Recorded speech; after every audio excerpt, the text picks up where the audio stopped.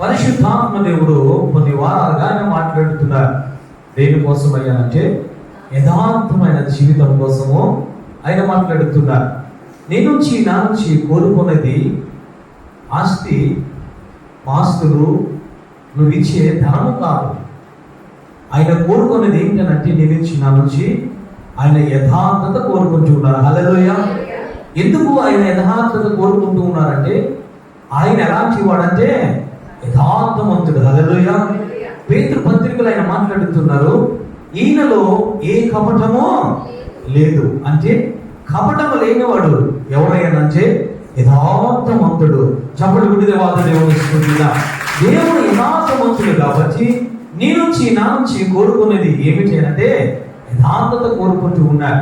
కొన్ని దినాలుగా ఆయన మాట్లాడే వాక్యము ఏమిటంటే యథార్థమైన భక్తి కోసం మాట్లాడారు, యథార్థమైన నడతల కోసం మాట్లాడారు, యథార్థమైన జీవితం కోసం మాట్లాడారు. యథార్థమైన గత వారం మాట్లాడే మాట ఏమిటంటే యథార్థమైన పని కోసం మాట్లాడారు. ఈరోజు మన జీవితం మార్చుకోవాలి. యథార్థమైన స్థానంలో సాతానుడు వచ్చి కపటాన్ని పెట్టేశారు.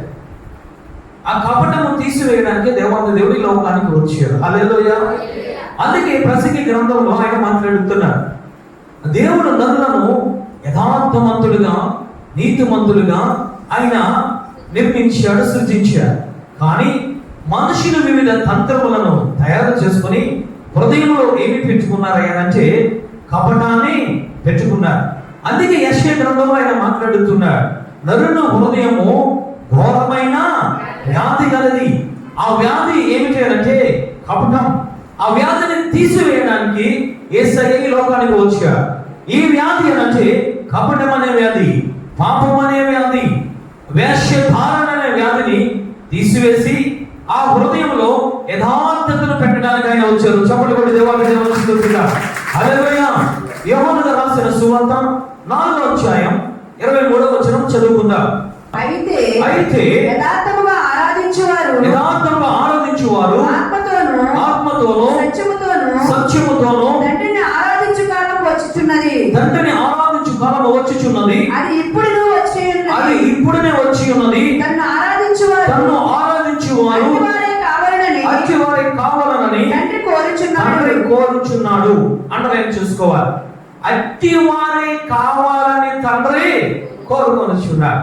ఎట్టివారయ్యానంటే యథార్థవంతులను ఆయన కోరుకుంటున్నాడు. చెప్పలు కూడా దేవుని స్తుతిద్దాం. హల్లెలూయా.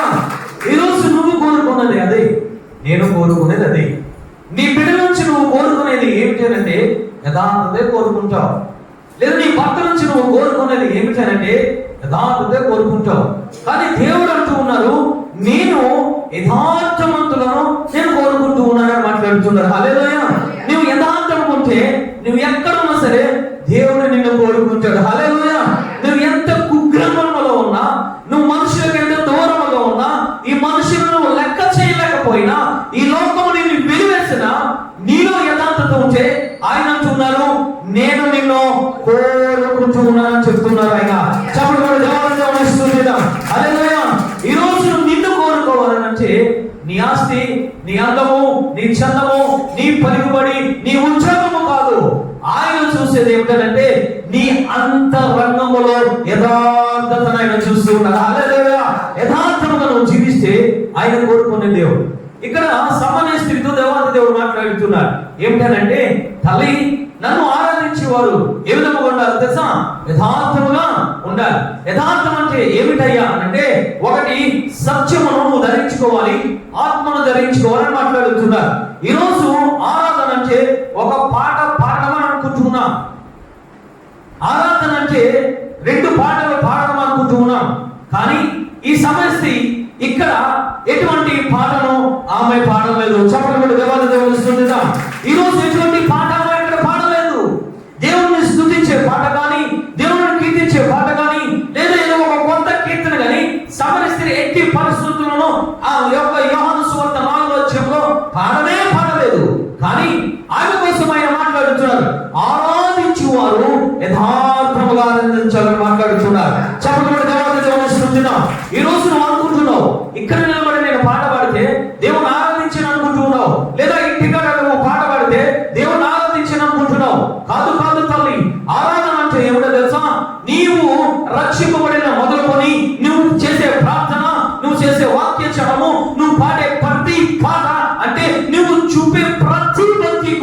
ఆయన ఆరాధన మాట్లాడుతున్నారు. చెప్పండి కూడా దేవాది దేవుని స్తుతిద్దాం. హల్లెలూయా. అంటే ఇక్కడ సమరయ స్త్రీలో కోరుకున్నది ఏంటో తెలుసా? ఆమె మాటను ఆయన కోరుకుంటూ ఉన్నాడు, ఆమె అంతరంగ ఆలోచన కోరుకుంటూ ఉన్నాడు, ఆమె కంటి చూపును కోరుకుంటూ ఉన్నాడు, ఆమె నడతను కోరుకుంటూ ఉన్నాడు, ఆమె ఒప్పుకోలును కోరుకుంటూ ఉన్నాడు. చెప్పండి కూడా దేవాది దేవుని స్తుతిద్దాం. ఆమె ఏదైతే ఒప్పుకున్నదో, ఒప్పుకున్న తర్వాత ఆయన మాట్లాడుతున్నారు, నీవు నిజంగా ఆరాధిస్తున్నావు అంటున్నారు. చెప్పండి కూడా దేవాది దేవుని స్తుతిద్దాం. అంటే నువ్వు ఆరాధనలో ఏమి ఉంటాయి తెలుసా? వాక్యం అనేది ఉంటది. ఆరాధనలో ఏమి ఉంటది తెలుసా? నీ యొక్క ప్రార్థన అనేది ఉంటది. ఆరాధనలో ఏమి ఉంటది తెలుసా? నువ్వు చేసే ఉపవాసము, నువ్వు చూపే జాగారములు, నువ్వు చూపే వాక్య ధ్యానములు, అంతేకాదు నువ్వు పాడే ప్రతి పాట, అంటే నువ్వు చూపే ప్రతి భక్తి కూడా ఆరాధన నేను మాట్లాడుతున్నాను. చెప్పండి దేవాది దేవుని స్తుతిద్దాం. ఈ రోజు యథార్థంగా ఆరాధన చేయగలుగుతున్నావా? వాక్యాలు విన్నా, ఎంత చదువుకున్నా మన జీవితంలో యథార్థత లేకపోతే కదా?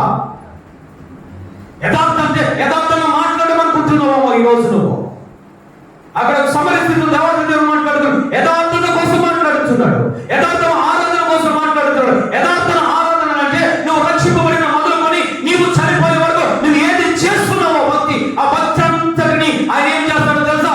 ఆరాధన కింద లెక్క కడతాడు. చెప్పబడి దేవాది దేవుని స్తుతిద్దాం. నువ్వు ప్రార్థన మానేసి నీ ఆరాధన ఏమైపోయింది? దేవుని శక్తి లేదు అందులో. ఏది యథార్థత కనబడుతుందా నీ జీవితంలో? అయినట్టు ఉన్నాయి. నేను కోరుకునేది ఎవరిని తెలుసా? యథార్థవంతులను కోరుకుంటూ ఉన్నా. నువ్వు ఇన్ని వాక్యాలు విని ఇంకా నువ్వు ప్రార్థన చేయకపోతే నీ యథార్థత జీవితం ఎక్కడో నువ్వు లెక్కేసుకో. నువ్వు లెక్కేసుకో. ఆయన త్రాసు ఉంది, ఆయన చేతిలో తూగిపోతావేమో, ఆయన చేతిలో చేత ఉంది, ఎంత పడిపోతావో చేతలో వచ్చే, ఆయన చేతుల్లో గొడ్డలు ఉంది, జాగ్రత్త. ఆయన చేతిలో ఆయుధములు ఉన్నాయి. హల్లెలూయా. సమరయ స్త్రీతో దేవాది దేవుడు మాట్లాడుతున్నాడు, ఏమి చేయాలంటే ఇదిగో నేను నిన్ను కోరుకోవాలంటే నీలో యథార్థత కావాలని మాట్లాడుతున్నారు. చెప్పబడి దేవాది దేవుని స్తుతిద్దాం. హల్లెలూయా. యథార్థత అంటే ఏమిటంటే సామెతల గ్రంథంలో ఆయన మాట్లాడుతున్నారు, ఈ స్వబుద్ధిని ఆధారము చేసుకోనగా పూర్ణ హృదయముతో ఆయన యందు నమ్మిక ఉంచుము. నీ ఆలోచనలు పనికిరావు, నీ మాటలు పనికిరావు, నీ యొక్క నడతలు పనికిరావు. సమస్తము కూడా నీ పూర్ణ హృదయముతో నీ అధికారం ఆయన చేతుల్లో పెట్టాలి. చెప్పండి కూడా దేవాది దేవుని స్తుతిద్దాం. అప్పుడు నువ్వు ఏమి చేయాలో తెలుసా? అప్పుడు నీ అధికారం అంతా ఆయన చేతుల్లో పెట్టి అప్పుడు నువ్వు ప్రార్థన చేయడం మొదలు పెట్టా, అప్పుడు వాక్యం ధ్యానించడం మొదలు పెట్టా, అప్పుడు పాటలు పాడడం ప్రారంభించా. అప్పుడు నువ్వు చేసే ప్రతి భక్తిలో కూడా ఏమి కనబడుతుందో తెలుసా? యథార్థత కనబడుతుంది. హల్లెలూయా. 2వ దినవృత్తాంతాల గ్రంథము 16వ అధ్యాయం 9వ వచనం ఒకసారి చదువుకుందాం. తన ఎడల హృదయము గల వారిని బలపరచుటకై యెహోవా కనుదృష్టి లోకమంతటా సంచరిస్తుండగా ఎవరిని బలపరచడానికి తెలుసా? యథార్థవంతులను బలపరచడానికి ఆయన కనుదృష్టి ఈ లోకమంతటా సంచరిస్తుంది. చెప్పబడి దేవాది దేవుని స్తుతిద్దాం. నువ్వు కొద్దిగానే ప్రార్థన చేస్తున్నావా? ఆయన ప్రార్థన బలపరిచేస్తాడు. నువ్వు కొద్దిగా వాక్యం ధ్యానిస్తున్నావా? రెగ్యులర్ గా యథార్థంగా వాక్యం ఒకే అధ్యాయం చదువుతున్నావా? ఆ అధ్యాయం ద్వారా నిన్ను ఆయన బలపరిచే దేవుడు. హల్లెలూయా. నువ్వు ఒక అరగంట ప్రార్థన చేస్తున్నావా? నీకు తెలియకుండా 1 గంట ప్రార్థన చేసే విధంగా ఆయన బలపరిచే దేవుడు. చెప్పబడి దేవాది దేవుని స్తుతిద్దాం. నువ్వు ఒకే ఒక పాట పాడుతున్నావు, లేదు నిన్ను అనేక పాటలు పాడేవారుగా ఆయన నిన్ను నియమించేస్తూ ఉంటాడు. చెప్పబడి దేవాది దేవుని స్తుతిద్దాం. అంటే నువ్వు యథార్థము కొద్ది విషయంలో యథార్థంగా ఉన్నావంటే ఆయన కనుదృష్టిని ఏమి చేస్తుందో తెలుసా? నిన్ను బలపరుచుకుంటూ ఒక ఉన్నతమైన స్థానంలో ఒక యథార్థవంతుడిగా తీర్చిదిద్దేస్తుందట. చెప్పబడి దేవాది దేవుని స్తుతిద్దాం. హల్లెలూయా. అలాంటి యథార్థం కోసము ఆయన కనుదృష్టి చూస్తుందట. ఆయన యథార్థవంతుల కోసము ఆయన ఏకంగా కోరుకుంటూ ఉన్నాడట. చెప్పబడి దేవాది దేవుని స్తుతిద్దాం. హల్లెలూయా.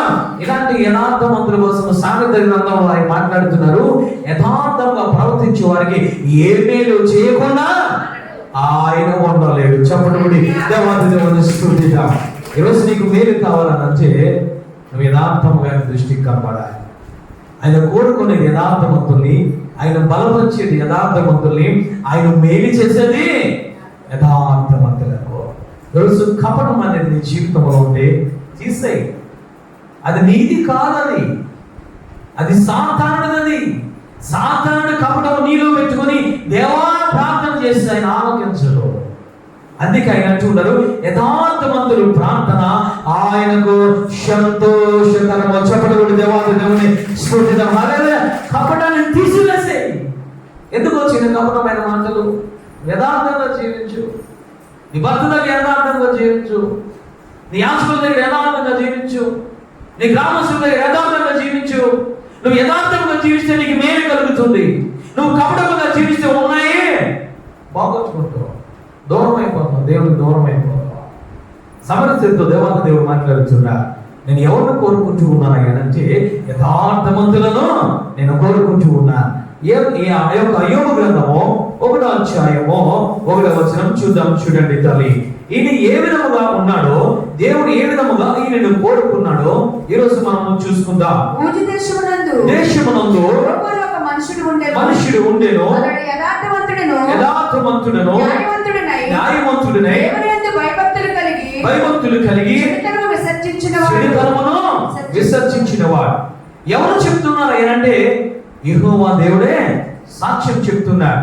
యోబు కోసం మాట్లాడుతూ, యోబు యథార్థమైన వాడు, న్యాయవంతుడు, దేవుని యందు భయభక్తులు కలిగిన వాడు, చెడుతనమును విసర్జించుకున్నవాడు అని మాట్లాడుతున్నాడు. అంటే యోబు దేవుని దృష్టికి ఏ విధంగా కనబడుతున్నాడు తెలుసా? యథార్థవంతులుగా కనబడుతున్నాడు. హల్లెలూయా. అంటే యోబుని దేవుడు కోరుకుంటూ ఉన్నాడు. యోబుని దేవుడు బలపరుస్తూ ఉన్నాడు. యోబుని దేవుడు మేలుతో నింపబడుతూ ఉన్నాడు. చెప్పడం దేవాలయ దేవుని స్మృతిద్దాం. యోబు స్థానంలో నీవు పెట్టుకో. యథార్థముగా ఉన్నావా? నీతి న్యాయములు కలిగి జీవిస్తున్నావా? దేవుని యందు భయభక్తులు కలిగి ఉన్నావా? నీ దగ్గరికి వచ్చిన చెడుతనమును విసర్జించుకున్నావా? ఆహ్వానిస్తూ ఉన్నావా? ఈరోజు దేవాలయ దేవుడు నిన్ను మేలుతో నింపాలనంటే, నిన్ను బలపరచాలంటే నీవు ఆయన దృష్టికి యోబు గారు ఏ విధముగా జీవించారో ఆ విధముగా జీవించాలి. హల్లెలూయా. యోబు గారు కోసమైన మాట్లాడుతున్నారు, సాక్ష్యం ఇస్తూ ఉన్నారు. ఎవరి కోసము తెలుసా? యోబు కోసము ఆయన సాక్ష్యం ఇస్తూ ఉన్నాడు. ఎవరి దగ్గర అంటే దూతల దగ్గర సాక్ష్యం ఇస్తూ ఉన్నాడు. హల్లెలూయా. సాతానుడి దగ్గర సాక్ష్యం ఇస్తూ ఉన్నాడు. ఈరోజు నీ సాక్ష్యము దేవుని దగ్గర ఏ విధముగా ఉన్నది? ఈరోజు నీ సాక్ష్యము నీ గ్రామంలో ఏ విధంగా ఉన్నది? నీ సాక్ష్యము నీ ఇరుగు పొరుగు వారి దగ్గర, నీ సాక్ష్యము సాతానుడి దగ్గర ఏ విధంగా ఉన్నది? నీకు నువ్వు పరీక్షించుకోవాలి. నేను యథార్థవంతుడిని అనుకుంటూ ఉన్నాను, కానీ నా సాక్ష్యము మొదట దేవుని దగ్గర ఉండాలి, రెండవదిగా నా కుటుంబంలో ఉండాలి, మూడవదిగా సంఘంలో ఉండాలి, నాలుగవదిగా గ్రామంలో ఉండాలి, ఐదవదిగా నిన్ను నిత్యము నీ చుట్టూ తిరుగుతూ ఉన్నాడే సాతానుడు, వాడి దగ్గర కూడా నీ సాక్ష్యం ఉండాలి. చెప్పండి కూడా దేవాది దేవుని స్తుతిద్దాం. హల్లెలూయా. సాక్ష్యం ఎవరు చెప్తున్నారు? మొదట దేవాది దేవుడు చెప్తున్నాడు, రెండవదిగా సాతానుడు కూడా చెప్తున్నాడు. నాకు తెలుసు యోబు సంగతిని మాట్లాడుతున్నాడు. అంతేకాదు ఎవరు చెప్తున్నారు సాక్ష్యము? మూడవదిగా అంటే భార్య చెబుతుంది. హల్లెలూయా. భార్య అంటుంది యథార్థమును వదిలిపెట్టు. అంటే యథార్థవంతులని ఎవరికి తెలుసు తెలుసా? మూడవదిగా కుటుంబ సభ్యులకు తెలుసు. హల్లెలూయా. నీ కుటుంబ సభ్యులు ఏమంటూ ఉన్నారు నిన్ను? నీ కుటుంబ సభ్యులు ఏమని మాట్లాడుతున్నారు నిన్ను? నీ గ్రామస్తులు ఏమని మాట్లాడుతున్నారు నీ కోసం? ఆయన కోరుకునేది యథార్థవంతులనే, మేలుతో నింపేది యథార్థవంతులనే, ఆశీర్వదించేది యథార్థవంతులే, ఆరోగ్యం ఇచ్చేది యథార్థవంతులకే. ఆయన నుంచి నువ్వు పొందుకోవాలంటే నీలో చూసేది ఏమిటంటే యథార్థత ఆయన చూస్తూ ఉన్నాడు. మూడవదిగా భార్య దగ్గర యథార్థంగా ఉన్నాడు. అంతేకాదు ఆయన యొక్క స్నేహితులు ముగ్గురు ఉన్నారు. ఈ ముగ్గురు కూడా ముందు నిందించారు, కానీ చివరికి వచ్చేటప్పటికి యోబు కోసం మాట్లాడుతున్నాడు, నీవు యథార్థవంతుడు మాట్లాడుతున్నాడు. చెప్పడం దేవాలయ దేవుని స్తుతిద్దాం. ఈ సాక్ష్యం నీలో ఉంటే, ఈ సాక్ష్యం నీలో ఉంటే నువ్వు యథార్థవంతుడివే. నువ్వు ఏ బలహీనతలో ఉన్నా, ఏ అనారోగ్యంలో ఉన్నా, ఏ కష్టంలో ఉన్నా, ఎంత నిందలో ఉన్నా సరే, అన్ని నువ్వు పోగొట్టుకున్నా సరే, ఆయన అంటున్నాడు అలాంటి వారిని నేను బలపరుస్తాను అంటున్నాడు. అలాంటి వారిని నేను మేలుతో నింపుతాను అంటున్నాడు. అలాంటి వారిని నేను సంతోషం ఇస్తాను అంటున్నాడు. అలాంటి వారికి నేను రెండంతల ఆశీర్వాదాలు ఇస్తాను అంటున్నాడు. చెప్పలు కూడా దేవాలయ దేవుని స్తుతిద్దాం. హల్లెలూయా. నీ జీవితంలో యథార్థత ఉన్నదా? నీకు నువ్వు పరీక్షించుకోవాలి. నాకు నేను పరీక్షించుకోవాలి. ఏమంటూ ఉన్నారు నీ కుటుంబ సభ్యులు? వీడింతేనా అంటూ ఉన్నారా? ఇది ఇంకా మారదు అని అంటూ ఉన్నారమ్మో. ఒక్కసారి నువ్వు పరీక్షించుకొని మార్పు చెందాలి. మార్పు చెందాలి. ఈ విధముగా మార్పు చెందాలి తెలుసా? నీ సాక్ష్య జీవితము మారిన విధముగా నువ్వు మార్పు చెందాలి. ఈరోజు ప్రయత్నం నుంచి ఇప్పటి వరకు ఈ బిడ్డ కోసము చెడ్డగా అనుకుంటున్నారమో, ఏమో కపటం ఉందని అనుకుంటున్నారమో, లేదు, దేవుడు నీకు సమయాన్ని ఇస్తూ ఉన్నాడు. దేవుడు నీతో మాట్లాడుతున్నాడు రాత్రికాల సమయంలో. ఎందుకు తెలుసా? నిన్ను ఒక యథార్థవంతులుగా నేను తీరిస్తే ఆయన అంటూ ఉన్నాడు, నేను నిన్ను బలపరుస్తానంటూ ఉన్నాడు, నేను మేలుతో నింపుతానంటూ ఉన్నాడు, నిన్ను ఆశీర్వదిస్తానంటూ ఉన్నాడు, నీ ప్రార్థన అంగీకరిస్తానంటూ ఉన్నాడు, నీకు ఆరోగ్యం ఇస్తానంటూ ఉన్నాడు, నీకు ఉద్యోగాన్ని ఇస్తానంటూ ఉన్నాడు. హల్లెలూయా! ఆ యొక్క హిజ్కియాకు అనారోగ్యం పోయి ఆరోగ్యం రావడానికి గల కారణం ఏమిటో తెలుసా? దేవుడు ఏమి చూశాడు హిజ్కియాలో తెలుసా? యథార్థతను చూశాడు. చప్పట్లు కొట్టి దేవుడు ఇస్తున్నాడు. హల్లెలూయా! ఇక్కడ యోబును అన్ని పోగొట్టుకున్నా అన్ని కూడా రెండంతలు ఆశీర్వదించడానికి గల కారణం ఏమిటో తెలుసా? యోబు యథార్థంగా జీవించాడు. చప్పట్లు కొట్టి దేవుడు ఇస్తున్నాడు. ఈ రాత్రి కాల సమయంలో నువ్వు యథార్థంగా జీవించడము నువ్వు మొదలు పెడితే ఆయన మొదట నిన్ను బలపరుస్తాడు. యథార్థతలో నిన్ను బలపరుస్తాడు. నీ ప్రార్థన విషయంలో ఆయన బలపరుస్తాడు. నువ్వు వాక్యం ధ్యానించే విషయంలో ఆయన బలపరుస్తాడు. నువ్వు ఆత్మను పొందుకున్నావా, ఆ ఆత్మ ఇంకా బలపడే విధంగా ఆయన బలపరుస్తూ ఉంటాడు. చెప్పడం దేవుని స్థుతిలో నీ శక్తి నీ భక్తిలో కనబరిచే విధంగా నీ భక్తిని ఆయన బలపరిచే దేవుడు. చెప్పడం దేవుని స్థుతిలో నిన్ను బలపరచడానికి ఆయన చూస్తూ ఉన్నాడు. ఈరోజు ఏ విధంగా మనం జీవిస్తూ ఉన్నాం. ఆయన కోరుకునేది యథార్థవంతులను ధనవంతులను కాదు, కీర్తి ప్రతిష్టలో వారిని కాదు. యథార్థంగా ఎవరు జీవిస్తారో వారిని రాత్రికి ఆన్సర్లో దేవుడు మాట్లాడుతున్నాడు. నిన్ను కోరుకునే దేవుడు. హల్లెలూయా! నీ బిడ్డను కోరుకునే దేవుడు ఆయన. నువ్వు యథార్థంగా నీ కుటుంబాన్ని నిలబెట్టే దేవుడు ఆయన. నువ్వు అనుకుంటున్నావు అన్ని పోయాయనుకుంటున్నావు, లేదు లేదు, నీ యథార్థమైన జీవితాన్ని చూసి అన్ని దగ్గరికి రప్పించే దేవుడు. హల్లెలూయా! నువ్వు ఆరోగ్యాన్ని పోగొట్టుకున్నావా, కీర్తిని పోగొట్టుకున్నావా, బలాన్ని పోగొట్టుకున్నావా, ఐశ్వర్యాన్ని పోగొట్టుకున్నావా, ఉద్యోగాన్ని పోగొట్టుకున్నావా, లేదు, తిరిగి ఆయన ఇచ్చే దేవుడు. హల్లెలూయా! తిరిగి ఆయన బలపరిచే దేవుడు ఆయన. తిరిగి నువ్వు అనుకుంటున్నావు 1% అనుకుంటున్నావు కాదు, ఆయన యథార్థవంతులకు రెండంతలు ఇచ్చే దేవుడు ఆయన. చెప్పబడి దేవాలయం ఇస్తుంటాం. ఈరోజు నువ్వు కాపాడుకోవాలి సాక్షి జీవితాన్ని. ఈ సాక్షి జీవితం చాలా ముఖ్యం. నువ్వు అనుకుంటున్నావు సాక్ష్యం లేదనుకుంటున్నావు, లేదు. సమరస్త్రీ సాక్ష్య జీవితం లేదు, కానీ దేవాది దేవుని దగ్గర సాక్ష్యాన్ని పొందుకుంది. హల్లెలూయా! హల్లెలూయా! అందుకోసం మాట్లాడుతున్నారు. ఈరోజు ఆమె కోసం, ఇంకా ఈరోజు నీ కోసం నా కోసం అని మాట్లాడుతున్నారు. నువ్వు యథార్థం ఉంటే ఆయన కోరుకున్న దేవుడు తల్లి. ఎలా యథార్థతను ఆయన కాపాడుకున్నాడు యోబు గారు అంటే ఒకసారి చూద్దాం. 31వ యోబు గ్రంథము 31వ అధ్యాయం 1వ వచనం చదువుకుందాం. 31:1 నేను నా కన్నులతో నిబంధన చేసుకుంటుని కన్యకను నేను ఎలాగా చూచుదును అని ఆయన మాట్లాడుతున్నారు. అంటే కన్యకన అంటే నువ్వు వేరే వేరే అర్థం చేసుకుంటున్నావు. కన్యకన అంటే ఈ లోకమును నువ్వు చూడకూడదు. నువ్వు దేవుని దృష్టిలో యథార్థంగా నువ్వు ఉండాలంటే ఈ లోకాన్ని నువ్వు చూడకూడదు. ఈ లోకములో ఏమి ఉన్నాయా అంటే పేతురు గారు అంటున్నారు, ఈ లోకము మనది కాదు, ఈ లోకము సాతానుడిది. ఈ లోకములో ఏమి ఉన్నాయనంటే నేత్రాస, శరీరాస, జీవపుడంబం ఉన్నాయి. అంటే ఈయన మొదట ఈయన యథార్థవంతుడిగా కనబడడానికి దేవుని దృష్టికి గల కారణం ఏమిటంటే ఆయన కన్నులతో ఒక నిబంధన చేసుకున్నాడట. హల్లెలూయా! నేను కన్యకను ఏ విధముగా నేను చూస్తాను అంటే పరాయి స్త్రీని ఏ విధముగా చూస్తాను. నీకంటూ ఒక భర్త ఉన్నాడు. హల్లెలూయా! ఆ భర్తని నువ్వు చూడాలి. కానీ ఈ లోకంలో కపట వేషము వేసుకున్న ఇంకొక స్త్రీ కనబడుతుంది. అది ఎవరంటే సాతానుడు. వాడు రంగులు మారుస్తూ ఉంటాడు. వాడు కపట స్వభావం కలిగి నిన్ను భ్రమపరుస్తూ ఉంటాడు. వాడు ఏ విధంగా భ్రమపరుస్తాడు తెలుసా? శరీర రూపంలో నిన్ను భ్రమపరుస్తాడు.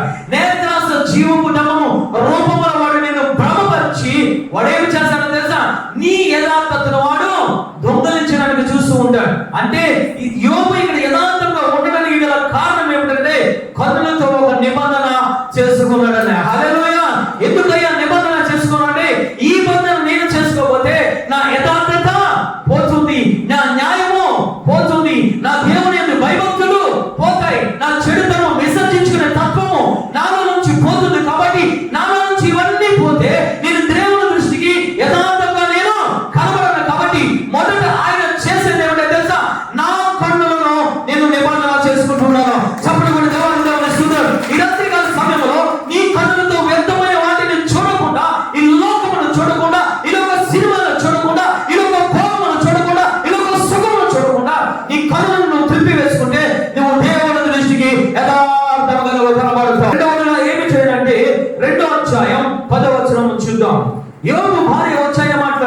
చూడండి.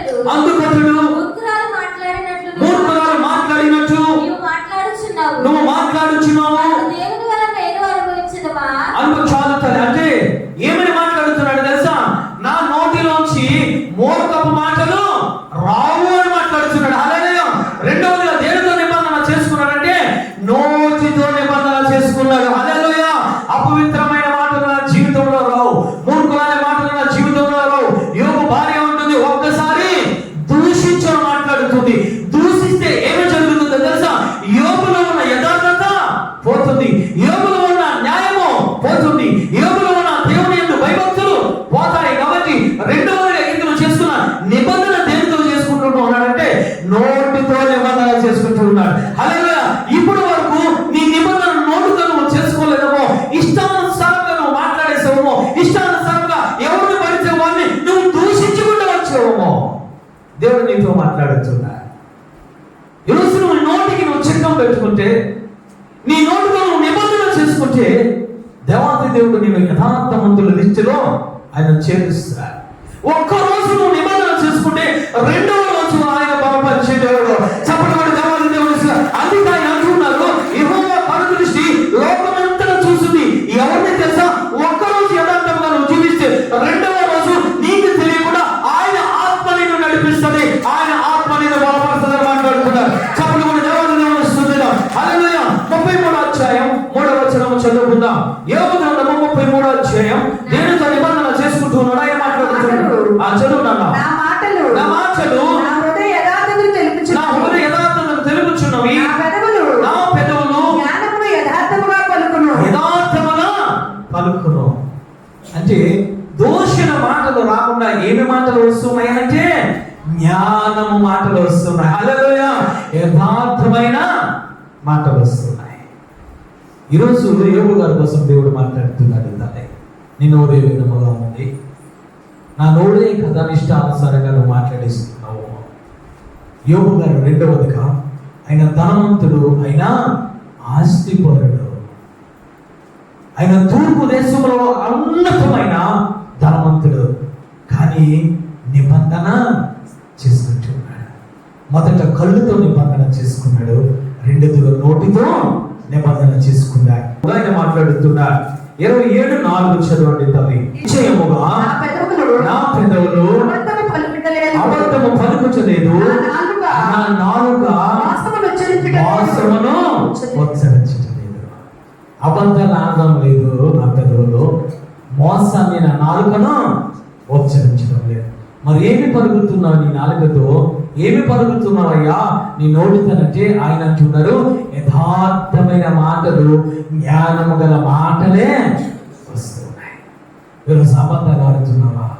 ఏం సంపాదించుకోవాలని అబద్ధాలు ఆడుతున్నావు? ఒక్కసారి ఆగిపోయి ఒక్కసారి ఆలోచించు.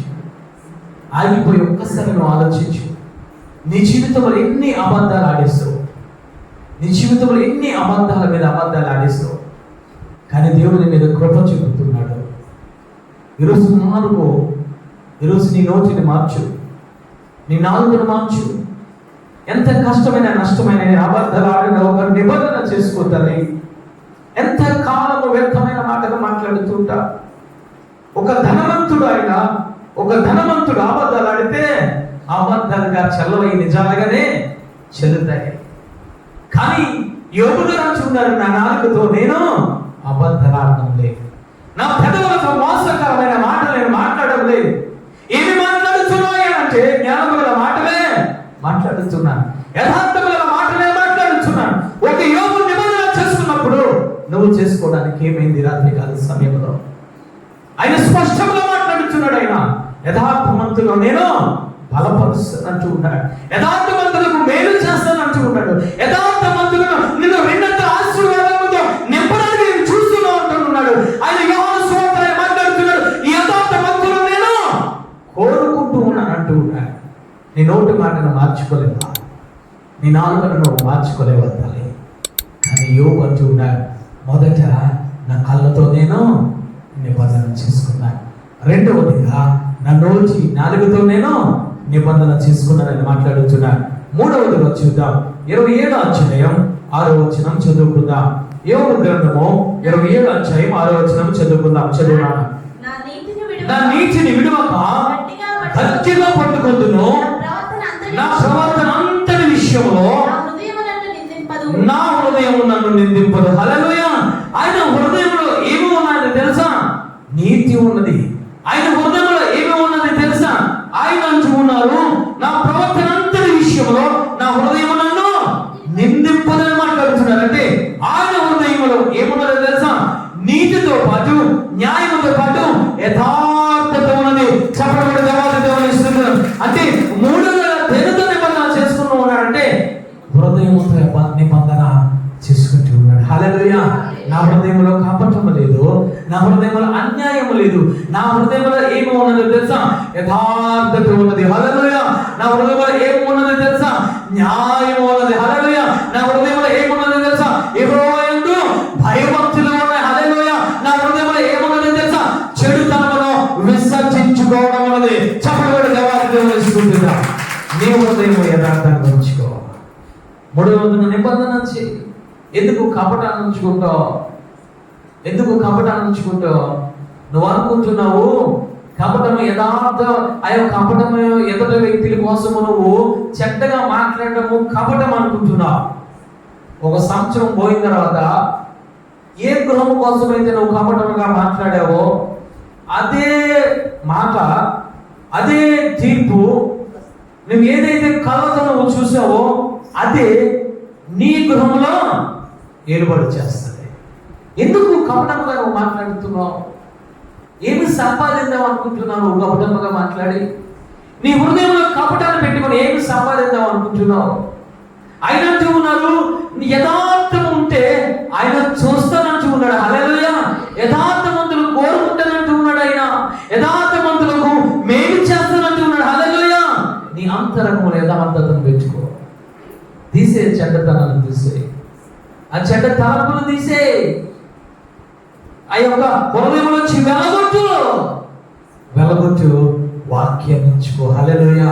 ఒకనొక సందర్భంలో ఆయన అంటూ ఉన్నారు, యథార్థత నేను విడిచిపెట్టనని మాట్లాడుతున్నాడు. హల్లెలూయా. ఆ యొక్క స్నేహితులు వచ్చి రకరకాలుగా వేధిస్తున్నారు యోబుని.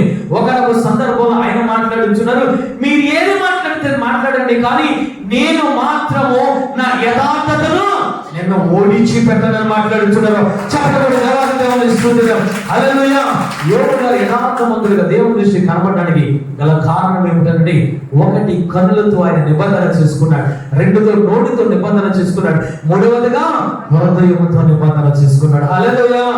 నిబంధన చేసుకున్న ఆయన ఏమంటూ ఉన్నాడంటే, నా హృదయంలో నీతి ఉన్నది, నా హృదయంలో న్యాయం ఉన్నది, నా హృదయంలో యథార్థత ఉన్నది, నా హృదయంలో పాపం అంటే ఇదిగో దేవుడిని చూసేటప్పటికి ఆ పాపమును పట్ల నీకు ఏమి కలుగుతుందో తెలుసా? భయమును కలుగుతుంది. కాబట్టి ఆ పాపం నా దగ్గరికి వచ్చినట్లే నేను విసర్జించుకుంటున్నాను మాట్లాడుతున్నాడు. హల్లెలూయా. పాపం వచ్చింది, భార్య ద్వారా పాపం వస్తే ఏమని చెప్పాడు ఆయన అంటే, మూర్ఖుడు అడిగినట్లు మాట్లాడినంటే పాపము కూడా దగ్గరికి రానివ్వలేదు. ఎందుకు దగ్గరికి రానిస్తున్నావు? ఇంట్లో విషయాలన్నీ మనకే కావాలి. ఏమన్నా కావాలా? దానివల్ల ఏమవుతుంది? దేవుడు మాట్లాడుతున్నాడు, విస్తారమైన మాటలలో దోషం ఉండక. దోషం అంటే ఏంటి? పాపం.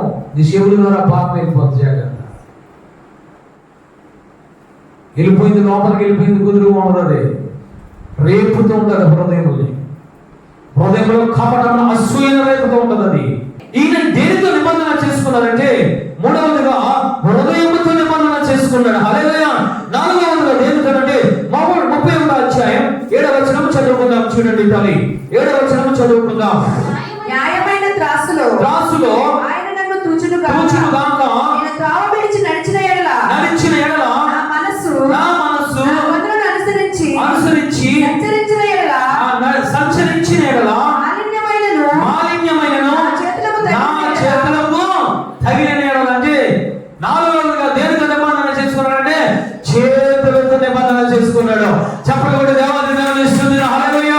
నీ చేతితో నిబంధన చేయి, నీ చేతితో నిబంధన చేయి. నీ చేతులు చాలా విలువైనవి. ఎందుకైనంటే నిన్ను ఎక్కడ చెక్కుకున్నాడు తెలుసా? ఆయన అరచేతుల్లో చెక్కుకున్నాడు. నీ చేతులకు శక్తిని ఇస్తానంటూ ఉన్నాడు ఆయన. నీ చేతులకు బలాన్ని ఇస్తానంటూ ఉన్నాడు ఆయన.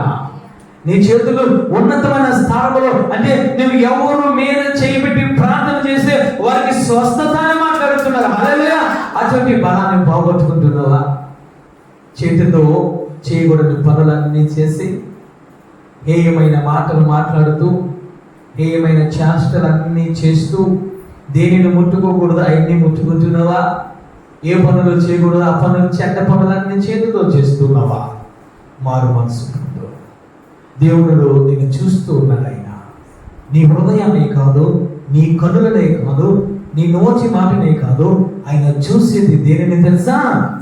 నీ చేతిని కూడా ఆయన చూస్తూ ఉన్నాడు. అందుకే యోబు కోసం మొదట ఏమని మాట్లాడుతున్నారు ఒక్కసారి చూద్దాం.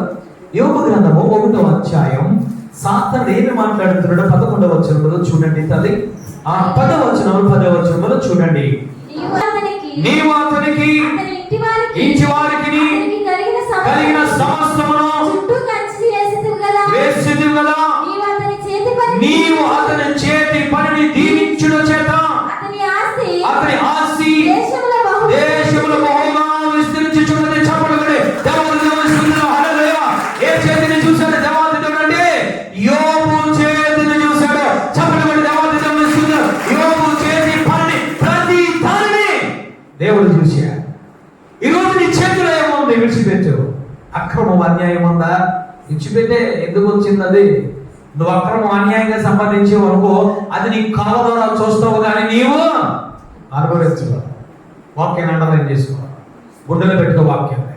నీ కళ్ళ ద్వారా నువ్వు చూస్తావు అన్యాయం అక్రమైన ధనాన్ని, కానీ నీవు అనుభవించలేవు.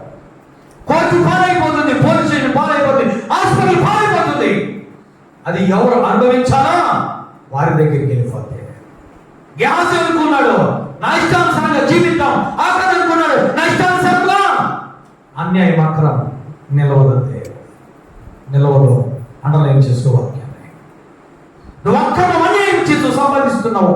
నీ చేతులు పరిశుద్ధమైనవి, నీ చేతుల్లో శక్తి ఉన్నది, నీ చేతుల్లో బలం ఉన్నది. ఆయన చెప్పబడి దేవాలయం ఇస్తున్నారు. హల్లెలూయా. యోబు అంతగా ఆశీర్వదించబడే గల కారణం ఏంటంటే యోబు నిబంధన చేసుకున్నాడట. ఏమైనా తెలుసా? నా చేతిలో అక్రమం కానీ అన్యాయం కానీ ఉండదు. హల్లెలూయా. సాతానుడు సాక్ష్యం చెప్తున్నాడు యోబు కోసము. ఏమైనా తెలుసా? యోబు చేయ ఏ విధముగా ఉన్నదంటే పరిశుద్ధముగా ఉన్నది. హల్లెలూయా. దేవుడితో మాట్లాడుతున్నాడు. ఊరికినే దీవించావా? యోబు చేసిన ప్రతి పని దీవించడానికి గల కారణం ఏమిటంటే యోబు చేతిలో న్యాయం ఉన్నది. చెప్పబడిన హల్లెలూయా. నీ చేతిలో న్యాయం కనిపించు. దగ్గర పనులు చేయకండి. నీ చేతులతో ఏ పనులు చేయాలి? న్యాయమైన పనులు చేయాలి. హల్లెలూయా. యోబు దీవించబడడానికి గల కారణం ఏమిటో తెలుసా? ఒక కారణము ఆయన చెయ్యాలి. ఆయన చెయ్యాలి. నీ చెయ్య విధముగా ఉంది, రక్తంతో నిండి ఉందా? నిరపరాధం చంపేస్తున్నావా? ఎతడి వ్యక్తి శ్రమను దోచుకుంటున్నావా? మారవలసిన సమయం దేవత దేవుడికి ఇస్తూ ఉన్నారు. నీ చేతిలో ఒక్కసారి ఏముందో జ్ఞాపకం చేసుకో. నీ చేతిలో పరిశుద్ధత ఉండాలి, నీ చేతిలో న్యాయం ఉండాలి. యోబుగా దీవించడానికి గల కారణం ఏమిటంటే ఆయన చేతితో 4వదిగా నిబంధన చేసుకున్నాడు. హల్లెలూయా. నా చేతిలో అక్రమం వద్దయ్యా. అందుకే దేవుడు యోబు కోసం మాట్లాడుతూ ఇతడు యథార్థవంతుడు, న్యాయవంతుడు. అంటే యోబు గారి చేతిలో ఏముంది తెలుసా? న్యాయం ఉన్నది. హల్లెలూయా. నీ చేతిలో న్యాయం ఉందనుకోండి, నీ చెయ్య పై చెయ్యిగా ఉంటుంది. హల్లెలూయా. నువ్వు ఈ చెయ్యిగా ఉండదు, ఇది ఈ చెయ్యిగా ఉండదు. చెప్పబడి దేవాలయంలో నీ చేతితో నిబంధన చేసి రాత్రి ఎవరిని నేను దూషించను, ఎవరిని నేను తిట్టను, వెలిపెట్టి నేను జీవించను, అన్యాయం అక్రమం నేను సంపాదించను. నా జీవితంలో న్యాయముగానే నేను సంపాదిస్తాను. నువ్వు రూపాయి సంపాదించుకో, నీ పిల్లలు నీవు కడుపు నిండా తిని చక్కగా నిద్రపోతారు. హల్లెలూయా. నువ్వు 1000 రూపాయలు అక్రమంగా సంపాదించు, నీకు నిద్ర పడుతుంది. నీ పిల్లల జీవితంలో కుదురవుతుందో. వాక్యం పట్టుకోండి. యోబు 4వదిగా ఆయన చేతితో నిబంధన చేసుకున్నాడు. అంతేకాదు 31వ యోబు గ్రంథము 31వ అధ్యాయం 4వ వచనం చదవండి నాన్న. ఆయన నా ప్రవర్తన ఎరుగును కదా, నా అడుగు జాడలన్నిటిని లెక్కించును కదా, నా అడుగు జాడలన్నిటిని లెక్కించును కదా. చెప్పలు కూడా దేవుని స్తుతిద్దాం. హల్లెలూయా. అంటే అతను చేసుకున్న 5వ నిబంధన ఏమిటో తెలుసా? అతని కాళ్ళతో కూడా నిబంధన చేసుకున్నాడు. హల్లెలూయా. ఆయన అంటున్నాడయ్యా, నా అడుగు జాడల ప్రతిదీ కూడా నువ్వు లెక్కిస్తున్నావు. నువ్వు అనుకుంటున్నావు లెక్కించడమో అనుకుంటున్నావేమో, నువ్వు ఎక్కడెక్కడ తిరిగావో ఏమేమి చేసావో ప్రతిదీ కూడా ఆయన కవినిలో ముద్రింపబడి ఉంచుతుండాలి. నువ్వు అనుకుంటున్నావు ఎవరు చూడలేరు అనుకుంటున్నావేమో, లేదు, అన్నీ చూస్తాడు. సమర స్త్రీని అంత రంగములు చూశాడు దేవుడు. హల్లెలూయా, హల్లెలూయా. ఎంత మందితో నడిచిందో కూడా దేవుడు చూశాడు. ఏమేమి మాటలు మాట్లాడిందో కూడా చూశాడు ఆయన. ఆయన అంత రంగములు చూసే దేవుడు ఆయన. నువ్వు ఎవరితో ఏ అడుగులు వేస్తున్నావో ఆయన చూస్తూ ఉన్నాడు. నువ్వు ఏ అడుగులు వేసి ఏ చేతితో ఏ పాపము చేస్తున్నావో, ఏ తలపులు చేస్తున్నావో ఆయన చూసే దేవుడు. తల్లి యోబు గారు అంటున్నారయ్యా, 5వది నా కాళ్ళతో నేను నిబంధన చేసుకుంటున్నా. అంటే ఆయన యథార్థవంతుడిగా ఉండడానికి గల కారణం ఏమిటంటే ఆయన అవయవాలన్నింటిలో కూడా ఏమి దాగి ఉన్నది తెలుసా? నీతి, న్యాయము, దేవుని యందు భయభక్తులు దాగి ఉన్నాయి. చెప్పండి దేవుని స్తుతిద్దాం. యథార్థవంతుడు అనడానికి గల కారణము యోబు ఏమిటంటే యోబులో చెడుతనము విసర్జించుకునే తనం ఉంది. రెండవదిగా యోబులో న్యాయం ఉన్నది, యోబులో భయభక్తులు కలిగి ఉన్నాయి. ఈ మూడింటిని కలిపి దేవుడు అంటున్నారు, నీవు యథార్థవంతుడుగా మాట్లాడుతున్నారు. చెప్పండి దేవుని స్తుతిద్దాం. అంటే నువ్వు దేవుని దృష్టిలో యథార్థవంతుడుగా కనబడాలి అంటే నీలో ఏమి ఉండాలి తెలుసా? ఒకటి, చెడుతనమును విసర్జించుకోవాలి. రెండవదిగా దేవుని యందు భయభక్తులు కలిగి ఉండాలి. మూడవదిగా ఏమిటంటే నీతి న్యాయముల ప్రకారముగా నడుచుకుంటూ ఉంటే ఆయన నిన్ను నన్ను ఏమంటున్నారు తెలుసా? ఈ బిడ్డ, ఈ కుమారుడు, ఈ కుటుంబము, ఈ సంఘము యథార్థముగా ఉంటున్నారు. హల్లెలూయా. అలాంటి యథార్థవంతుల్ని ఆయన కోరుకుంటూ ఉన్నారు. ఈరోజు నిన్ను కోరుకోవాలంటే నిబంధన వచ్చి, నీ కళ్ళతో నిబంధన వచ్చి వ్యర్థమైన వాటిని చూడని ప్రభువా. రెండవదిగా నీ నోటితో నిబంధన వచ్చి జ్ఞానవచములే పలుకుతాను, దోషిన మాటలు నేను పలకను బాబు. మూడవదిగా నీ యొక్క హృదయముతో నువ్వు నిబంధన వచ్చి, కపటము నాకు వద్దు, నాకు నీతి న్యాయములే నాకు కావాలి బాబు అని నువ్వు ప్రార్థన చేయి. నాలుగవదిగా నీ చేతితో నిబంధన చేయి, నేను అన్యాయం అక్రమంగా నేను నా చేతులను ఉపయోగించను, యథార్థంగా ఆరాధించడానికి మాత్రం ఉపయోగిస్తున్నాను. హల్లెలూయా. ప్రార్థన చేయడానికి 2 చేతులు ఎత్తుతానయ్యా, నేను ఆరాధించడానికి 2 చేతులు ఎత్తుతానయ్యా అని నువ్వు నిబంధన చేయి. 5వదిగా నీ కాళ్ళతో నిబంధన చేయి. అందుకే దావీదు గారు అంటున్నారయ్యా, నా పాదములకు దీపము, నా త్రోవలకు వెలుగు. దేవుడు దావీదు గారిని యథార్థవంతునిగా తీర్చడానికి గల కారణం ఏమంటే తప్పటడుగులు ఆయన వేయలేదు, కుడికి ఎడమకు తిరగలేదు. ఆయన కోసం దేవుడు మాట్లాడుతున్నాడు. దావీదు ఎలాంటి వాడు తెలుసా? యథార్థవంతుడు. హల్లెలూయా. దావీదును అనుసరించిన ప్రతి ఒక్కరిని కూడా దేవుడు మాట్లాడుతున్నాడు తెలుసా? దావీదు నడిచిన నడత. హల్లెలూయా. ఇస్కియా కోసం మాట్లాడినప్పుడు దావీదు నడిచిన నడత, యెహోషువ కోసం మాట్లాడినప్పుడు దావీదు నడిచిన నడత. హల్లెలూయా. ఈరోజు దావీదు నడిచిన నడత నువ్వు నడిస్తే యథార్థమైన నడత, నువ్వు ఎక్కడ ఉన్నా ఆయన కోరుకున్న దేవుడు. హల్లెలూయా, హల్లెలూయా. అడుగు. ఇప్పుడు వ్యర్థమైన నడత నడిచేవా? చిరాకు అనిపించట్లేదా? నీకు హేయముగా అనిపించట్లేదా? హేయముగా అనిపించట్లేదా? ఒక బిర్యానీ తిన్నాం అనుకోండి, అది ఇంకా ఎక్కువగా 10 రోజులు తినేస్తే ఏమవుతుంది? వెలికి వచ్చేస్తుంది, చిరాకు వచ్చేస్తుంది, వాసన కూడా పడదు. విసర్జించుకో అన్యాయాన్ని, అక్రమాన్ని, అబద్ధాన్ని విసర్జించుకో. ఒక్కొక్కసారి నాకు అంటే చెప్పడం కాదు కానీ అలాంటి మనుషులు చూస్తూ ఉంటే చిరాకు వస్తుంటారు, కానీ దేవుడు ప్రేమించమని మాట్లాడుతున్నాడు. ఒక్కొక్కసారి తగ్గిపోతూ ఉంటాడు, నాకు నేను వారి కోసం ప్రార్థన చేస్తూ ఉంటాను. ఎందుకు? యథార్థమైన జీవితాల బ్రతుకులు మనం జీవిస్తూ ఉన్నాం. ఎందుకు బ్రతుకుతున్నామో, ఎందుకు భక్తి చేస్తున్నామో, ఎందుకు ప్రార్థన చేస్తున్నామో, ఎందుకు దేవాలయానికి వస్తున్నామో మనకు అర్థం కావడం లేదు. భక్తి అంటే వేట అనుకుంటున్నామో. ఇక్కడ సమర స్త్రీ కోసము యథార్థమైన మాటలు మాట్లాడుతున్నాడు ఆయన. ఇక్కడ యోబు గారి కోసము యథార్థమైన ఆరాధన మాట్లాడుతున్నాడు. అంటే నువ్వు యథార్థమైన ఆరాధన అంటే ఏంటంటే, యథార్థమైన ఆరాధన అంటే ఏంటంటే నీ చూపుల్లో ఆయన యథార్థత కనబడా, నీ కన్నుల్లో ఆయన యథార్థత, నీ నోటి మాటల యథార్థత, నీ అంతరంగంలో యథార్థత, నువ్వు చేసే చేష్టలో యథార్థత, నువ్వు నడిచే నడకల యథార్థత ఉంటే ఆయన అంటున్నారు ఇలాంటి వారు యథార్థవంతులను మాట్లాడుతున్నాడు ఆయన. నువ్వు పాటలు పాడితే యథార్థమైన ఆరాధన అనుకుంటున్నావు, లేదా పాటలు రాసేసి ఇంటికి కూర్చొని పాటలు పాడితే యథార్థమైన పాటల ఆరాధన అనుకుంటున్నావు. ఈరోజు సంఘంలో దేవాలయంలో మాట్లాడుతున్నాడు. ఎందుకు ఎక్కడైనా యోబు పాటలు పాడాడా? ఎక్కడైనా సమరికి పాటలు పాడిందా? లేదే. ఎందుకు నువ్వు పాటలు యథార్థమైన పాటలు, యథార్థమైన జీవితం అనుకుంటున్నావు? యథార్థమైన ఆరాధన అంటే, యథార్థమైన దేవుడు కోరుకున్నది ఏంటంటే నువ్వు చేసే ప్రతి భక్తి కూడా యథార్థంగా ఉండాలి. దానిని ఆయన ఆరాధన మాట్లాడుతున్నారు. చెప్పడం దేవాలయంలో సూర్యుడు హల్లెలూయా. అందుకోసము యోబు కోసం ఆయన మాట్లాడుతున్నారు. యోబు భక్తి కోసం, యథార్థత కోసం ఆయన మాట్లాడుతున్నారు. అరుణోదయంలో లేచి ప్రతిదినము ప్రార్థన. చెప్పడం దేవాలయం ఆ యథార్థత అక్కడ నుంచి నీకు ప్రారంభం అవ్వాలి. చెప్పడం దేవాలయం నువ్వు చేసే ప్రతి ప్రార్థన నుంచి ఆరాధనకు యథార్థమైన ఆరాధన ప్రారంభం అవ్వాలి. చెప్పడం దేవాలయం చూద్దాం. హల్లెలూయా. 27వ అధ్యాయం ఒకసారి చూసుకుందాం. చూడండి తల్లి, యోబు గ్రంథము 25వ అధ్యాయం 27వ అధ్యాయం 5వ వచనం చదవండి నాన్న. మీరు చెప్పినది న్యాయమని నేను మాత్రం ఒప్పుకొనను.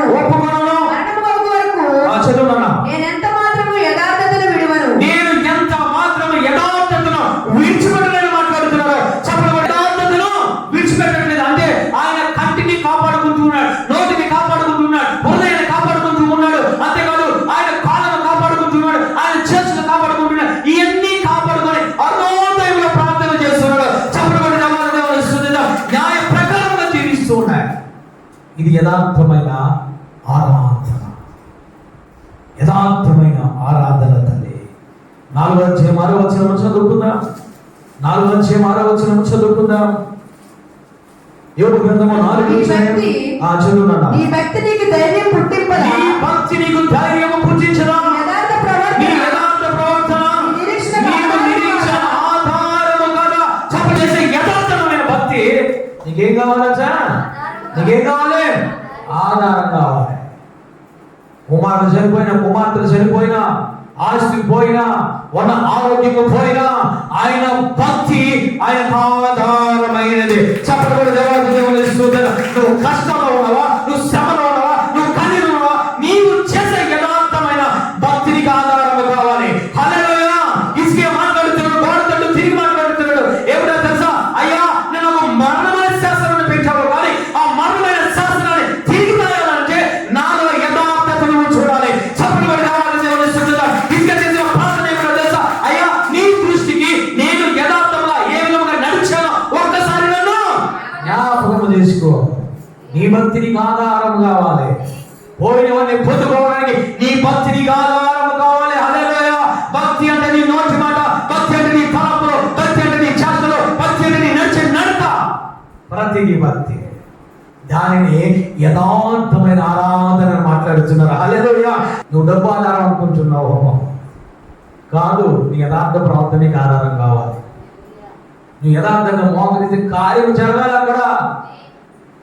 నువ్వు యథార్థంగా నువ్వు మోకరించి ఉపవాసం చేసే కార్యం జరగాలి అక్కడ.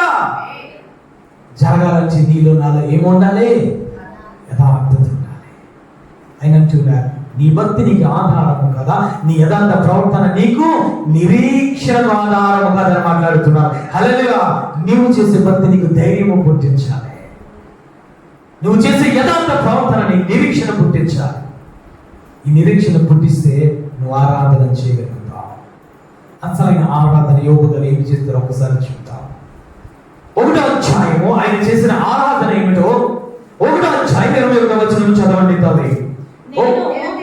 నేను నా తల్లి గర్భములో నుండి దిగంబరగా వచ్చితిని, దిగంబరగా అక్కడికి తిరిగి వెళ్ళదు.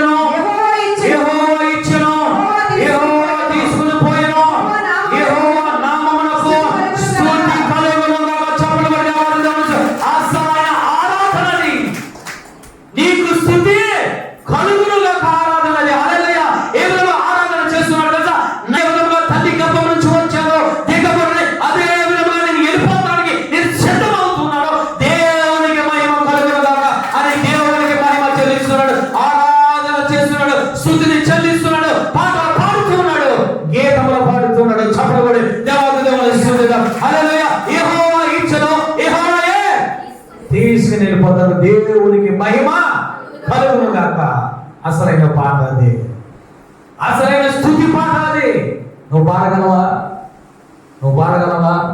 అన్ని కోల్పోయినా సరే స్తుతి ఆరాధన చేస్తున్నాడు. చప్పుడు నీ తల్లి గర్భంలో చేరుగా వచ్చాను, నేను దిగంబరిగా వచ్చాను, దిగంబరిగా వెళ్ళిపోతాను. యెహోవా ఇచ్చాడు, యెహోవా తీసుకున్నాడు, యెహోవా నామమునకే స్తుతి కలుగును గాక. అసలైన ఆరాధన అది తల్లి, అసలైన ఆరాధన అది. ఎలా వచ్చింది అంటే గుండెలో యథార్థత ఉంది కాబట్టి. నీ గుండెలో యథార్థత ఉందా? నీ భర్త కోసం ప్రార్థన చేస్తున్నావా? నువ్వు చేయి, దేవుడు మార్చి దేవుడు. హల్లెలూయా. నీకన్నా ఎక్కువ యథార్థంగా ఉంచుతాడు దేవాది దేవుడు. నీ భర్తను చప్పటి దేవాది దేవుని స్తుతిద్దాం. హల్లెలూయా. అంతేకాదు ఇంకొకటి ఏమి మాట్లాడుతున్నాడు ఏనంటే, ఇంకొక ఆరాధన ఏమి చేస్తున్నాడు ఏనంటే 2వ అధ్యాయము 10వ వచనము చదవండి తల్లి. ఆయన ఏమని మాట్లాడుతున్నాడంటే, మనము దేవుని వలన మేలును అనుభవించడము, కీడును కూడా అనుభవించుట తగదా అని ఆరాధన చేస్తున్నాడు. చప్పటి దేవాది దేవుని స్తుతిద్దాం. హల్లెలూయా. అంటే 2 రకాలుగా ఆయన ఆరాధన చేస్తున్నాడు. యెహోవా ఇచ్చెను, యెహోవా తీసుకొనిన స్తుతి మహిమ కలుగును గాక. హల్లెలూయా. రెండవది ఏమని పాట పాడుతున్నాడు అంటే, ఆయన అంటున్నాడు మనము మేలును అనుభవించాము, కీడును కూడా అనుభవిస్తాము. హల్లెలూయా. అసలైన ఆరాధన అది. నువ్వు చేయగలవా?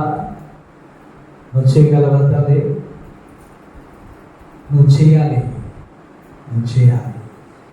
ఆయన యథార్థవంతులు చూస్తూ ఉన్నాడు. ఆయన యథార్థవంతులు చూస్తూ ఉన్నాడు.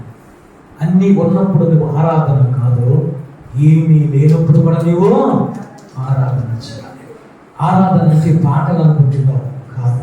ఆరాధన అంటే నువ్వు చేసే ప్రార్థన, ఆరాధన అంటే నువ్వు నడిచే వాక్యానుసరమైన నడత, ఆరాధన అంటే నువ్వు చేసే ఆత్మతో సత్యముతోనూ నువ్వు పాటలు పాడడం. ఆరాధన అంటే ఏమిటో తెలుసా? నువ్వు చేసే ప్రతి ధర్మసత్రాన్ని ధ్యానించడమే ఆరాధన. హల్లెలూయా. అందుకే సమరి స్త్రీతో మాట్లాడుతున్నాడు ఆయన.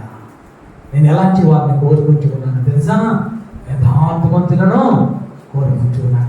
ఈ యథార్థవంతులకు ఆయన ఏ మేలు కూడా చేయకుండా ఉండలేదట. హల్లెలూయా. ఇక్కడ చేసిన యోబుకు చేసిన మేలు ఏ విధంగా చేస్తున్నాయి అంటే 8వ అధ్యాయం 6వ వచనం చూద్దాం. చూడండి తల్లి, 8వ అధ్యాయం 6వ వచనం చూద్దాం. నేను పవిత్రుడనై యథార్థవంతుడనైన ఎడల నిశ్చయముగా ఆయన నీ యందు శ్రద్ధ నిలిపి నీ నీతికి తగినట్టుగా నీ నివాస స్థలమును వర్ధిల్లింప చేయును. అప్పుడు నీ నీతి మొదటి కొద్దిగా ఉండినను తరువాత మహాబలాభివృద్ధి నందును. చప్పటి దేవాది దేవుని స్తుతిద్దాం. హల్లెలూయా. నీ నీతి కొద్దిగానే ఉందా? యథార్థంగా ప్రార్థించడం మొదలుపెట్టారు. ఆయన అంటున్నాడు, ఎవరైతే నీతి న్యాయంగా యథార్థంగా జీవిస్తారో నేను వారిని బలపరుస్తాను అంటున్నాడు. హల్లెలూయా. యోబు గారిని బలపరిచాడు దేవాది దేవుడు. ఏ విధంగా తెలుసా? అతను నీతిని బట్టి, అతని యథార్థతను బట్టి, అతని నీతి న్యాయం బట్టి, అతను దేవుని యందు భయభక్తులు కలిగి ఉండడం బట్టి అతను ఏమి చేశాడో తెలుసా? కొద్ది కొద్దిగా ఆశీర్వదించుకుంటూ వచ్చాడు. చప్పటి దేవాది దేవుడు స్తుతిద్దాం. పోయిన ఆరోగ్యమును ఇచ్చుకుంటూ వచ్చాడు. హల్లెలూయా. ఆరోగ్యం ఇచ్చాడు, తర్వాత పిల్లలు ఇచ్చాడు, తర్వాత ఆస్తిపాస్తులు ఇచ్చాడు. ఏ విధంగా తెలుసా? 2 ఆశీర్వదించాడు. చప్పటి దేవాది దేవుడు స్తుతిద్దాం. అందుకే దేవాది దేవుడు అంటున్నాడు, నేను ఎవరిని కోరుకుంటున్నాను తెలుసా? యథార్థవంతులే నన్ను కోరుకుంటున్నాను. ఎందుకు కోరుకుంటున్నాయా అంటే, వారు ఒక్కరోజు యథార్థంగా ఉంటే 1000 రోజులు యథార్థంగా ఉండడానికి నేను వారిని బలపరుస్తాను. హల్లెలూయా. నేను బలపరిచింది ఎందుకు తెలుసా? వారిని దీవించడానికి, వారి నీతిని బట్టి వారి గృహమును వర్ధిల్లింప చేయడానికి అని మాట్లాడుతున్నాను. హల్లెలూయా. అందుకే 2వ రాకడలో ఆయన కోరుకునేది ఎవరైనా తెలుసా? యథార్థవంతుల్ని కోరుకుంటారు. యథార్థవంతుల్ని కోరుకుంటారు. ఈరోజు నీ జీవితంలో యథార్థం ఉన్నదా లేదా కపటంగా జీవిస్తున్నావా? నీకు నువ్వు పరీక్షించుకో. ఎందుకు కపటాన్ని జీవిస్తావు? విగుడు రావడం లేదా? అసహ్యత రావడం లేదా? దేవుని ధర్మశాస్త్రం మీద నీవు ఆత్మను పొందుకున్న నీవు అటు ఇటు ఉండడానికి కాదు, ఆయన నీ కోసం ప్రారంభించింది. అటు ఇటు తిరగడానికి కాదు, వెనక్కి ముందుకి తిరగడానికి కాదు. నువ్వు ఎక్కడికి తిరగాలంటే గొర్రె యొద్దకు నువ్వు పరిగెత్తాలి. అన్నీ కోల్పోయిన యోబు గారిని దేవుడు జీవించడానికి గల కారణం ఏమిటంటే అతను భక్తి అతనిని కాపాడింది, అతని నీతి అతనికి కాపాడింది, అతని యథార్థమైన భక్తి అతనికి ఆధారమైంది తల్లి. రెండవ రాకడ నీ భక్తి నీకు ఆధారం కావాలి, నీ యథార్థ ప్రవర్తన నీకు నిరీక్షణ నీకు కావాలి. అందరూ నిలబడి ప్రార్థన చేసుకుందాం. దేవుడు ఈరోజు నీతో నాతో మాట్లాడారు. యథార్థ మంతులు ఆయన కోరుకుంటూ ఉన్నాడు. ఎందుకయ్యానంటే వారిని బలపరచడానికి ఆయన కోరుకుంటూ ఉన్నాడు. ఎందుకయ్యానంటే వారిని మేలుతో నింపడానికి ఆయన చూస్తూ ఉన్నాడు తల్లి. అందుకే మిట్ట మధ్యాహ్నం వేళ 12 గంటల వేళలో ఆ సమరీ స్త్రీ దగ్గరికి వెళ్ళి ఎండలో ఆయన మాట్లాడుతున్నాడు. ఓ సమరీ స్త్రీ నేను కోరుకునేది ఎవరిని తెలుసా? యథార్థవంతులను కోరుకుంటూ ఉన్నాడు. సమరీ స్త్రీ యథార్థవంతులుగా దేవుని దృష్టికి ఎందుకు కనబడింది అంటే దేవుడు మాట్లాడుతున్నప్పుడు కప్పుకోలేదు తల్లి. ఆమె మాట్లాడుతుంది, నువ్వు నిజమే మాట్లాడేవయ్యా అని మాట్లాడుతుంది. వెంటనే దేవాది దేవుడు ఆమె అంతరంగంలో ఉన్న యథార్థతను చూశాడు తల్లి. ఈరోజు నువ్వు ఇక్కడ నిలబడిన నీవు నీ పాపమును ఒప్పుకుంటే, నీ కళ్ళతో, నీ చేతులతో, నీ యొక్క హృదయముతో, నీ యొక్క కాళ్ళతో నిబంధన చేసుకుంటే దేవాది దేవుడు యథార్థతను చూస్తాడు. ఈ రాత్రి కాల సమయం నీ యథార్థతను బట్టి ఆయన బలపరచడానికి చూస్తున్నాడు తల్లి. నిన్ను బలపరచడానికి ఆయన చూస్తున్నాడు. కానీ ఆయన నువ్వు దుఃఖపెడుతూ ఉన్నావేమో ఒక్కసారి నీకు నువ్వు జ్ఞాపకం చేసుకో. నీ నోటి ద్వారా దుఃఖపరుస్తున్నావా? నీ చేతుల ద్వారా దుఃఖపరుస్తున్నావా తల్లి? ఆయన వచ్చి నా అరచేతిలో నేను చెక్కుకుంటానంటూ ఉంటే, అరచేతిలో నేను భద్రపరుచుకుంటూ ఉంటానంటే, రెక్కలు ఏ విధంగా కోడి తన రెక్కల కింద తన పిల్లలను భద్రపరుచుకుంటారో ఆ విధంగా నేను భద్రపరచుకోవడం చూస్తూ ఉంటే నువ్వు కపటం వల్ల జీవిస్తున్నావు తల్లి. జ్ఞాపకం చేసుకోవాలి. ఎంతకాలం ఆ శ్రమలలో ఉంటావు, ఎంతకాలం ఆ కష్టంలో ఉంటావు, ఎంతకాలం ఆ ఇరుకులు అనారోగ్యంలో జీవిస్తూ ఉంటావు. యథార్థతలోనికి వచ్చి సమరిస్తే యథార్థతలోనికి వచ్చింది తల్లి. దేవుడు అంటున్నాడు, నువ్వు యథార్థవంతురాలు తల్లి, నీవు అడిగింది నేను ఇస్తున్నాను. అది ఏదైతే అడిగిందో ఆ బిడ్డకు ఆ యొక్క దేవాది దేవుడు ఇచ్చాడు. ఈ రాత్రి కాల సమయంలో నువ్వు ఒప్పుకొని యథార్థముగా జీవించి నువ్వు ఏదైతే అడుగుతున్నావో దేవాది దేవుడు ప్రతిదీ ఇచ్చే దేవుడు తల్లి. ఇచ్చే ముందు నేను బలపరుస్తూ ఉంటాడు ఆయన. ఇచ్చే ముందు నేను శక్తిమంతులుగా తీరుస్తూ ఉంటాడు. ఇచ్చే ముందు నేను బలాన్ని ఆయన బలాన్ని నింపుతూ ఉంటాడు. నువ్వు బలము పొందుకున్న తర్వాత, నువ్వు శక్తిని పొందుకున్న తర్వాత, ఆయన వాక్యమును పొందుకున్న తర్వాత నేను మేలుతో నింపుతూ ఉంటాడు. ఆయన నేను ఆశీర్వాదంతో నింపుతూ ఉంటాడు తల్లి. ఈ రాత్రి కాల సమయం నీకు ఏమి కావాలో నీకు నిర్ణయించుకోవాలి. నువ్వు ఆరాధన చేయగలవా తల్లి? ఆ యొక్క యోగుగా అంటున్నారయ్యా, నీవే ఇచ్చేవు, నీవే తీసుకున్నావు, నీ నామకే మహిమ కలుగునుగా ఆయన మాట్లాడుతున్నాడు. ఏమో నువ్వు వేరే నన్ను పిలిచాను, ఇప్పుడు కీడును కూడా నేను అనుభవించాను అని ఆయన మాట్లాడుతున్నాడు తల్లి. నువ్వు అన్ని వేళలు నువ్వు ఆరాధన చేయగలవా? అన్ని వేళలు నువ్వు ప్రార్థన చేయగలుగుతున్నావా? అన్ని వేళల వాక్యాన్ని ధ్యానించగలుగుతున్నావా? అన్ని వేళ నీతి న్యాయములు పట్టుకుని నువ్వు జీవించగలుగుతున్నావా? అన్ని వేళలో పాటలు పాడగలుగుతున్నావా తల్లి? అన్ని వేళలో ఆయన ఆరాధన చేశాడు తల్లి. అన్ని వేళలో ఆయన ప్రార్థన చేసుకుంటూనే వచ్చాడు. అన్నో దేవుడు ప్రార్థన విడిచిపెట్టండి. ఈ రోజు నువ్వు ప్రార్థన విడిచిపెట్టేస్తున్నావో, 4:30 లాభం విడిచిపెట్టేస్తున్నావో, నీ భక్తులు యథార్థత ఆయన చూస్తూ ఉన్నాడు. నీ ప్రార్థన యథార్థత ఆయన చూస్తున్నాడు. నీ వాక్యం చదివే విధానంలో ధ్యానించడం యథార్థత ఆయన చూస్తూ ఉన్నాడు. నువ్వు పాటలు పాడే జీవితంలో నీ భక్తులు యథార్థతను చూస్తూ ఉన్నాడు తల్లి. 2 చేతులు పైకెత్తుదమా. కొన్ని దినాల యథార్థత కోసం ఆయన మాట్లాడుతున్నాడు తల్లి. ఎందుకు తెలుసా? ఆయన యథార్థవంతుడుగా నేను చూడాలని ఆయన ఆశ కలిగి ఉన్నాడు.